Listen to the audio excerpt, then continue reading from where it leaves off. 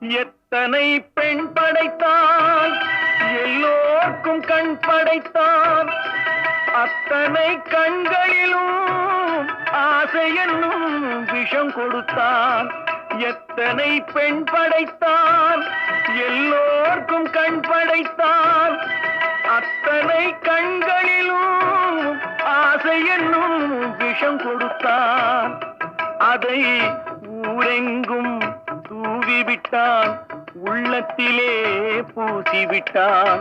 ஊரெங்கும் தூவிவிட்டான், உள்ளத்திலே பூசிவிட்டான். ஊஞ்சலை ஆடவிட்டு உயரத்திலே தங்கிவிட்டான்.